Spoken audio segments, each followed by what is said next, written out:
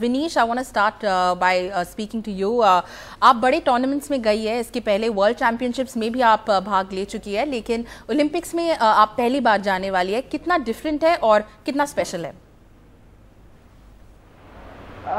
Pressure तो है थोड़ा सा, क्योंकि लोगों की उम्मीद है, जो कोचेज हैं उनकी उम्मीद है कि विनेश मेडल लेके आएगी, तो थोड़ा सा ये लगता है कि कहीं वो उम्मीद टूट ना जाए। क्योंकि एक होता है कि अगर मैं दूसरों की खुशी का ज़्यादा ध्यान रखती हूँ खुद से ज़्यादा, तो एक मुझे थोड़ा सा दुख होगा अगर कुछ भी थोड़ा बहुत भी अगर गलत होता है तो। क्योंकि सभी गोल्ड का मेरे से उम्मीद कर रहे हैं और गोल्ड से नीचे अगर आता है तो भी वो लोग थोड़ा सा मायूस होंगे, क्योंकि एक हाई लेवल पे जो है वो मेरी रेसलिंग जो है वो गई हुई है, तो सबको लगता है कि ये मेडल्स ओलंपिक में गोल्ड लेके आएगी। तो मैं नहीं चाहती कि मैं उनको निराश करूं।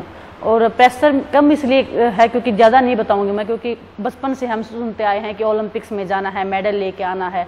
तो एक बचपन से जो एक नाम सुनते हैं ना, तो उसको एकदम से सुनना और वहाँ जाना थोड़ा सा एक अजीब सा नहीं लगता। तो वो मुझे ऑकवर्ड फील नहीं होता कि मैं ओलंपिक्स में जा रही हूँ या बहुत बड़ा टूर्नामेंट है, वो मुझे अभी तक फीलिंग नहीं आई है कि मैं एक कहीं जैसे कि बहुत सारे लोग होंगे तो कहीं मैं उनको देखकर घबरा जाऊँ या ऐसा कुछ भी मतलब मुझे फील नहीं होता अभी। All right, Sindhu, it's going to be your first Olympics as well. You must be excited. What have your teammates who've already been to the Olympics in London told you about the experience of being at the Olympic Games? They've told, of course, it's a different experience because, you know, it's like once every 4 years. So it's very different, and definitely I would I'm really waiting for it. And yeah, some of the players have played last time, and this time, yeah, some of new. So for them, it's the first time, like me, Shrikant, and you know, Manu, Sumit, and everybody. So yes, of course, it's gonna be really good, I feel. All right, so it's going to be just 30 days, Sindhu. Hang on, and you're going to be there in Rio. Vinish, कुछ देर पहले आपने कहा कि आप आपके fans, आपके coaches, family members जो है उनको आप निराश नहीं करना चाहते, लेकिन इसका मतलब ये भी है कि आप अपने आप पे बहुत ज़्यादा दबाव डाल रही हो।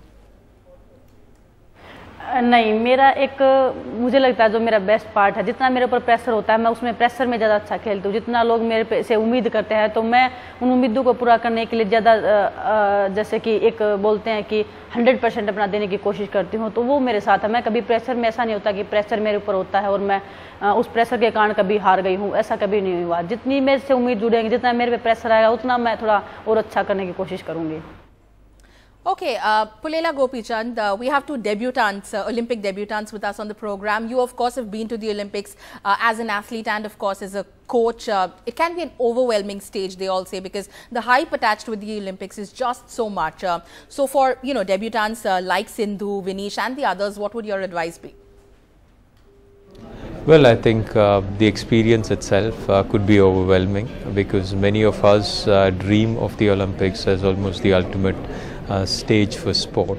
Having said that, I think the message which Rajvardhan Rathod, our minister, had actually given is, I think, very, very sensible and very useful.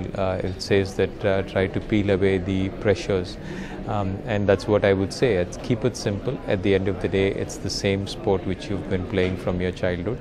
And yeah, the stage can be bigger, but the basics are the same. I think it just needs to make the simple common sense decisions which are very critical at the biggest stage as well. Okay, Gopi, you're going into the Olympics coming from London, where we also won one medal, and we also have our largest baddie contingent this time around. Does that make you feel hopeful? Well, I think first it's good to have a large contingent of players with all the events being represented in terms of the men's doubles and the women's doubles as well.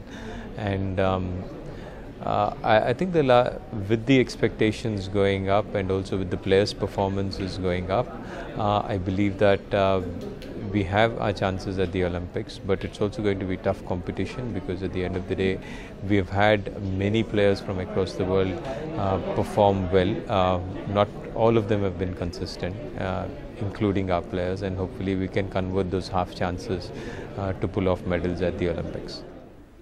Okay, but 4 years ago, Gopi, of course, you were working with Saina when she won that bronze medal in London. Do you reckon she's a medal hope this time around as well? Well, I think she definitely is one of the favorites for a medal, and hopefully we will be able to convert into a better medal than what we had in the London Games.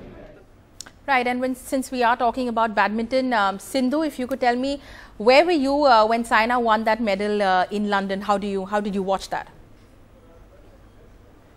Yeah, I was watching her match, like when she was playing, and then you know, when she won, it's been really great that, you know, Indian badminton has won a medal in the Olympics. So it's a great proud moment for the country as well. And not only badminton, but also if you see the other sports like, you know, Gagan or Mary Kom or Sushil has been doing really well, and everybody, and so many medals we've been getting. So it's totally a different thing, and it's very proud for the country, I feel, and Indian government also.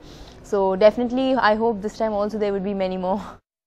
Well, we hope so too. Sindhu, it's been a bit of an inconsistent run though for you leading up to Rio. Do you see yourself as a medal prospect?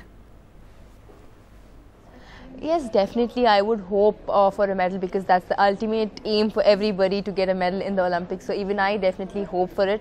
And yes, because it's not that, you know, I feel on that day who gives their best and play their game is the winner, what I feel. I know there are ups and downs in life, but then it's just that at that moment you have to give your best and you have to give your all out. All right, let me shuttle across to the wrestling mat now. Vinish still with us. Vinish, आपकी बहन Gita London Olympics में गई थी. किस तरीके की कहानियाँ या एडवाइस गीता ने आपको दिया है ओलंपिक्स के लिए? गीता ने बस एक, जब लंदन से आई थी उसी टाइम बोला था कि बहुत मुश्किल नहीं है, जैसे बोलते हैं कि ओलंपिक्स में मेडल लाना बहुत मुश्किल है, क्योंकि हम इतने हाई लेवल पे पहुंच चुके हैं कि हम अच्छे से मेडल ला सकते हैं, बस एक अंदर से कॉन्फिडेंस होना चाहिए.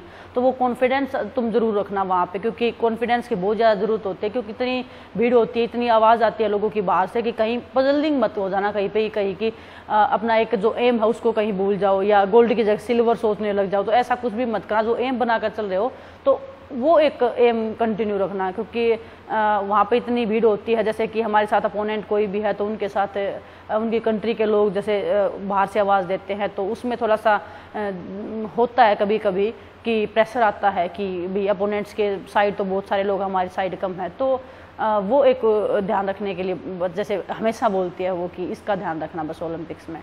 और वेट कंट्रोल का स्पेशल बोलते हैं मुझे कि वेट कंट्रोल ज़रूर रखना, क्योंकि थोड़ा सा मुझे वेट की प्रॉब्लम होती है, क्योंकि मुझे बहुत ज़्यादा वेट लूज करना पड़ता है. विनीश, क्योंकि आपने वेट कंट्रोल के बारे में बताया, इस्तांबुल में जब आपने Olympic quota, when you won your quota, आपके लिए काफ़ी इमोशनल मोमेंट था, रो पड़ी आप रेसलिंग मैट में, इसलिए भी क्योंकि उसके पहले वाले टूर्नामेंट में आपका वेट का प्रॉब्लम था?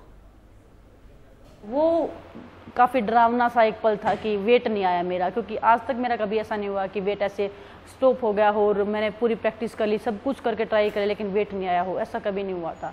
तो वो एक, और ओलंपिक्स का एक टूर्नामेंट्स है और लास्ट राउंड में मैं पहुंच गई हूँ, तो लास्ट राउंड में एक वो होता है ना कि रिस्क उठाने वाली बात होती है, अगर नहीं हुआ तो वो वाली फीलिंग भी आ रही थी कि कहीं नहीं हुआ तो जो लोग मेडल्स की उम्मीद करे हैं यहाँ पे बोलेंगे कि विनेश ने क्वालिफाई नहीं किया, और लोग बोलने भी लगे थे कि अब इसका क्वालिफाई नहीं होगा.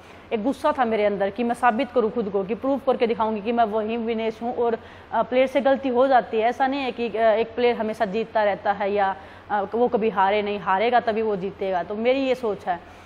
तो फिर वो एक गुस्सा निकला था मैट पे, मुझे खुशी नहीं हुई थी कि मैं ओलंपिक में क्वालिफाई किया, मैंने ये प्रूफ किया था कि हाँ कि मैं अभी हूँ. आप लोग उम्मीद रखो, बस उम्मीद, अगर लोगों की उम्मीद टूटेगी तो डेफिनेटली असर पड़ता है कि लोग उम्मीद छोड़ गए हैं कि ये कुछ नहीं कर सकती. तो खुद के अंदर एक इंसान के ऊपर आता है कि लोगों की उम्मीद ही नहीं है मेरे से तो कुछ भी. तो वो एक गुस्सा निकला था उस दिन मैट पे, क्योंकि जैसे मेरा वेट हुआ था तो उस दिन तो मैंने कोचिज को बोला कि सर मेरी अभी बाउट करवा दीजिए. तो कोचिज सब हंसने लगे कि अभी तो वेट हुआ है, तेरा रिकवरी भी नहीं हुई है, तूने इतना वेट लूज किया है, उसके बाद तो भी बाउट्स की बोल रही है. तो मैं सीरियसली, मैं मजाक नहीं कर रही हूँ, मैं बहुत सीरियस हूँ, और मुझे इतना गुस्सा हुआ है कि मैं मतलब कुछ कर सकती हूँ अभी.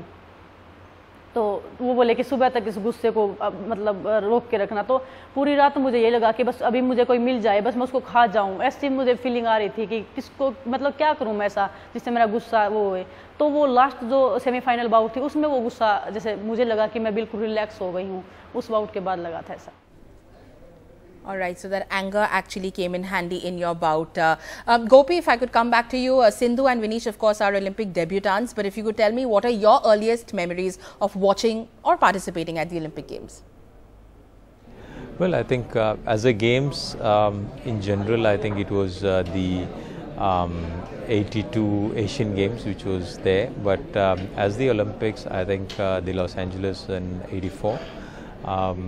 Very clear memories, Carl Lewis, and then the '88 Games in Seoul. So basically, my childhood, I think our TV was bought because of the '84 Los Angeles Games. Okay, let me go back to the debutants then. Sindhu, when you are at the Olympic Village in Rio, any global superstars from another sport you hope you bump into?